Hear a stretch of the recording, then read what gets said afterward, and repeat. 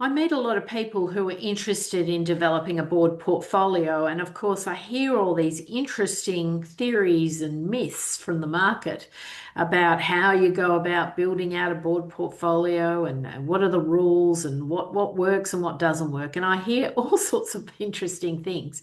One of the things I've heard fairly consistently is that it takes a long time to build a board portfolio. That is an absolute myth from the market because if you are serious, we will start to see really good traction between 12 to 24 months, which is a modest period of time, in my opinion, to build out a figure board portfolio.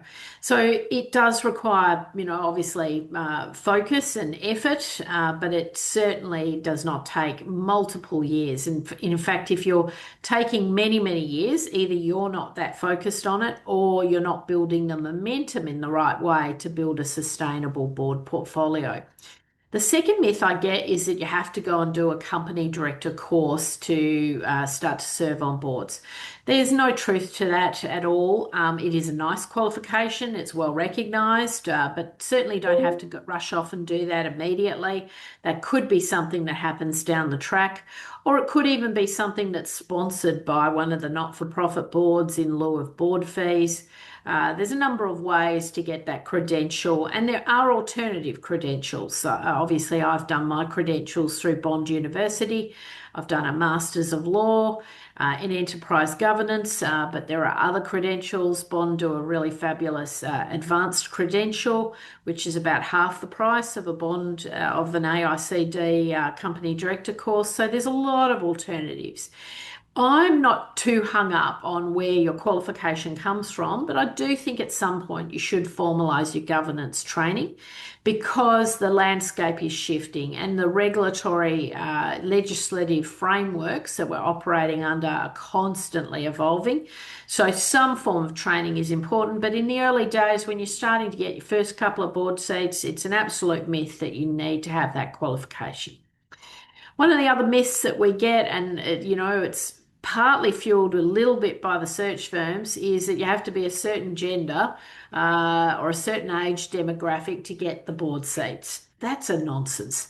And I don't care whether, people are coming, it's on the fashion that we need to have more women in the boardroom or we want, this type of diversity, token gesture appointments. I mean, you get a little bit of that in the market, but overall, when you're given that kind of feedback, I really take it with a grain of salt because we just don't see that in the private sector.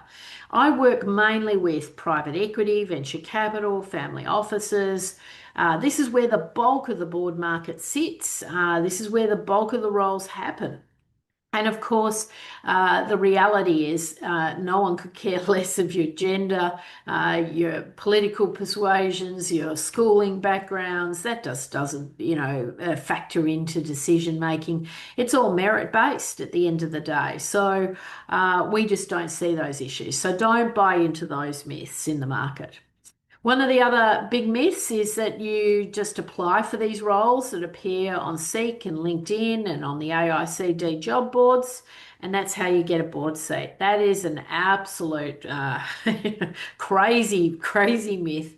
That does not ring true. The vast majority of these roles are unadvertised. It's called the hidden board market. It is behind the scenes. It's behind the closed doors. It's, appointments happen on the back of reputation, on the back of your profile, on the back of private individuals recommending you to others.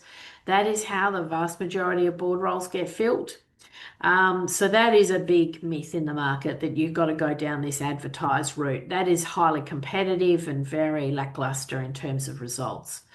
And then finally, one of the myths that I hear a lot from the business community is that you've got to go and do all these unpaid roles to eventually end up in commercial paid board roles. And this is so wrong, and particularly for female candidates who get told this, that you've just got to go off and do all these not-for-profit board roles. And eventually you'll be asked into the majors. Eventually you'll be asked to come on down and get your first paid board role.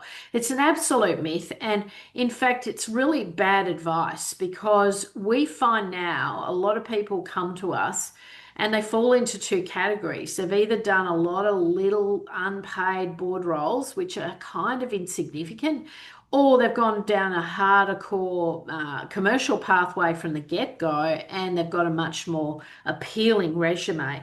And so when they all come to you in a few years' time and say, well, look, I'm ready for my first commercial board seat, the reality is you're up against some pretty stiff competition. So, there's definitely a lot of well-intentioned advice, but a lot of misconceptions about how the board market really works. Go back and have a look at a few of my videos on the rules of the game. They still hold true. Decades later, they are the roadmap that you need to understand how the board market works. So there's definitely a lot of myths, definitely a lot of misconceptions. Make sure you get the right advice from the right people. Come and have a chat with me. We'll set you straight on what's required to be a successful board member and to build a board portfolio on commercial terms.